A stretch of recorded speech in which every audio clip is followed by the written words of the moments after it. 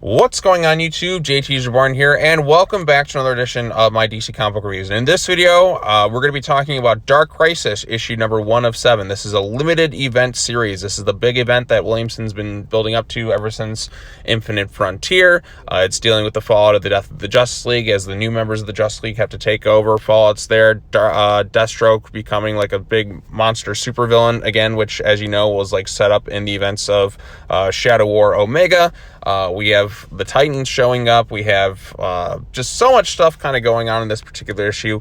And yeah, so this is dealing with the fallout of the death of the Justice League, which is something that a lot of people felt kind of underwhelmed by. And that's kind of like the theme of the story. It just feels like everybody's kind of underwhelmed by the death of the Justice League. Even when they're gone, nobody's like, yeah, they'll be back. And that's kind of how I feel a bit as the reader too in this particular storyline. Yeah, they'll be back, obviously. It's not like they're going to be gone forever. But it's like, I kind of wish it was a little bit better. Like I said, they're still doing a lot more setup in this thing, which I feel like this should have been, in some ways, could have been the road to Dark Crisis. Because like I said, there's a lot that's just kind of setting up the events of the story. I feel like elements of this should have been pushed in the previous book that just kind of came out beforehand. But that's just me. But anyway, so like I said, this issue is primarily about John Kent getting ready to kind of like set up a new Justice League. Nightwing is there. Everyone kind of turns to him. Why Nightwing isn't the leader of the Justice League is beyond me. But as you know, in the previous issue, the road to Dark Crisis, Dick had a conversation with John, and John was like, why don't you go speak on behalf of everyone, because everybody looks up to you when, you know, Superman's not there. Well, obviously, like, you know, his dad's not there and everyone else. So we got that kind of going on with this thing. We also see Slade watching from the shadows, because Slade is basically like full-blown supervillain, which is great. And he's ready to kind of go and unleash hell. So yeah, so like Slade's kind of watching everyone. He's going to go ready, like, I guess he's been infected by the Great Darkness or something else. Like I said, there's various members of the Justice League, like Black Adam shows up because he's, you know, been working with them for a bit. They talk about the whole Dark Crisis thing in Pariah and like kind of how that happened. Nobody really believes Black Adam. Like, everyone's just kind of underwhelmed by the Justice League disappearing. So John's just like, okay, I got to get a new team together. At first he goes to Yara Flor. She's like, she kind of laughs about it, and she's like, nah, I'm pretty good. Then he goes to Jace Fox in New York. He's like, hey, look at us. We can be a new world's finest team. And then he's just like, you messed things up. And he's like, I'm not interested in joining your team. The last Batman to team with anyone died. So, you know, why even become Batman, Jace Fox? Like, that's what I mean. Like, if you're not going to, like, kind of follow in his footsteps and, like, you know, have team-ups with various people, then why even become Batman? Like, I don't understand why Jace Fox is Batman. I still don't get that. What's the point? Could have just been a new character, but, like, that's a new character wouldn't sell, and that's the truth of it all.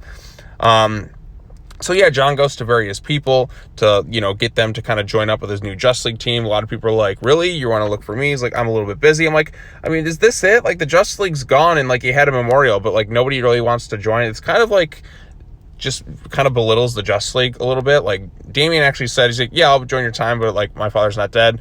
He even asked Supergirl, and at one point he's like, I don't know, I just got back. Like, what do you mean? Like, Clark is gone, John is supposed to step up, and you're Supergirl, and you're not just gonna immediately be like, yeah, I'm in.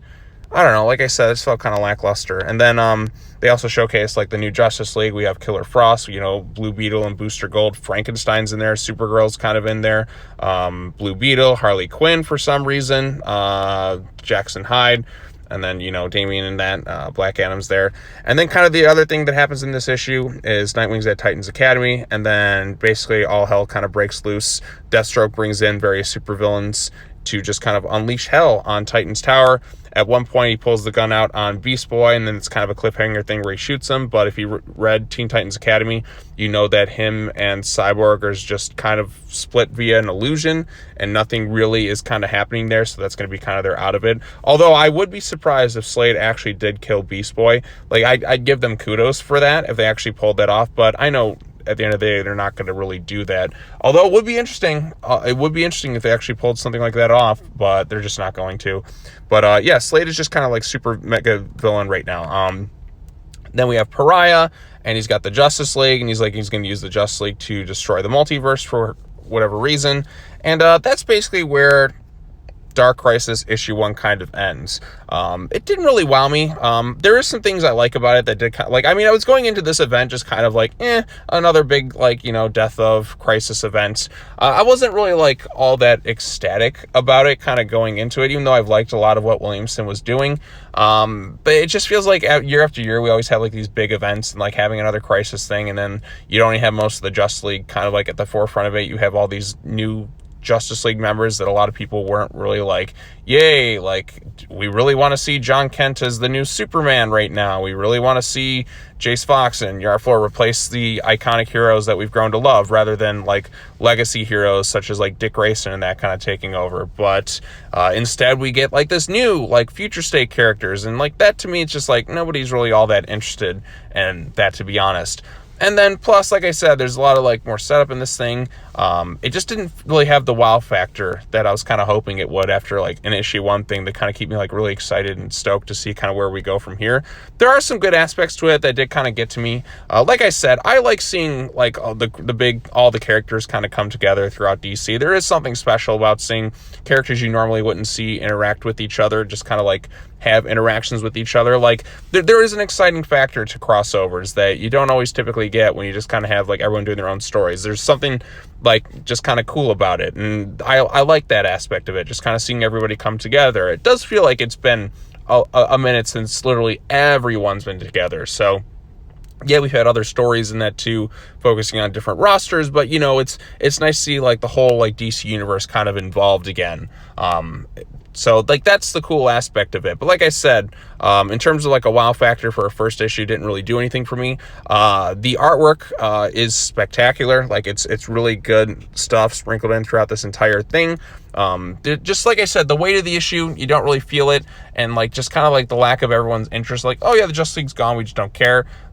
That just felt like, I'm like I said, it's like kind of me with this event, like the Justice League's gone, but I know they're kind of coming back. So I kind of feel like every other hero in this universe, but still you have like the eulogy and everything. You'd think more people would be willing to step up a bit. What about Nightwing? I guess he's just leading the Titans then, the Justice League. Why can't they just be like one super team then at this point? So I don't know. Slade going like crazy at the end of it, like getting ready to like take down the Titans, like that's actually kind of makes it a little bit more exciting.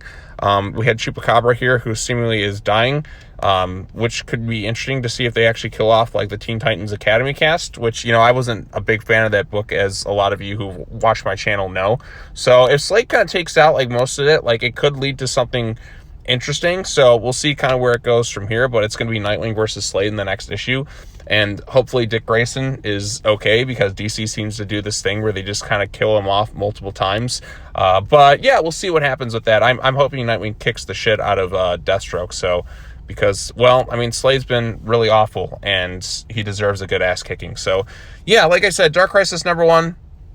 I mean, it's all right. There's still a lot of setup kind of going on in this thing. And like I thought in last week's video, The Road to Dark Crisis, you don't need to read that issue at all. Like it's not really necessary. You can kind of just go into this thing, although like it is kind of good to have a rough bit of knowledge of what's been going on with DC, with the whole like Infinite Frontier thing and like Justice League 75. I feel like you could just read Justice League 75 and then just kind of go right into this thing and you'd be okay.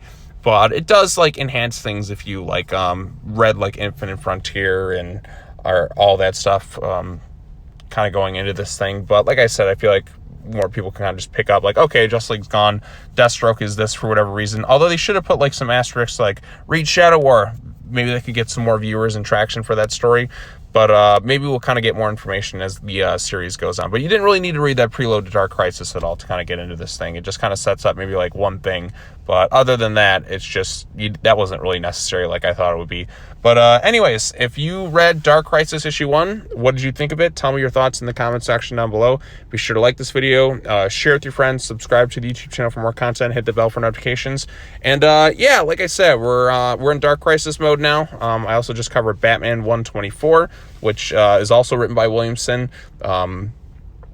And we just wrapped up Shadow War, was it last week, and everything. So things are looking up, I guess, for DC. I do kind of wish this was a little bit stronger, but, you know, I guess I'll just have to kind of wait and see how the event unfolds. So I will be covering every issue and tie-in with Dark Crisis. They just added some more, as you know. Even at the end of this thing, it gives a checklist, which is a kind of like out of date. Like this checklist that they have at the very end of this particular issue, if you kind of skim right to the end, let's skip it right here. This isn't the new one now, because like there's more in November, October, and December now. So like that's an out-of-date checklist. So more stuff is going to be added to the events. So I was like, oh yeah, that's not too bad. It's like, oh no, we got some more because we got to milk this thing for more money. So even like adding an I Am Batman for some reason. So which is a book I basically kind of dropped because it wasn't doing it for me. But anyways, enough of that. I'll talk more about Dark Crisis as more subsequent issues come out. If you have any thoughts on it, let me know in the comment section down below. All right, well, that's all I got to say. As always, take care now. Bye-bye then, and I will see you all in the next video. Peace.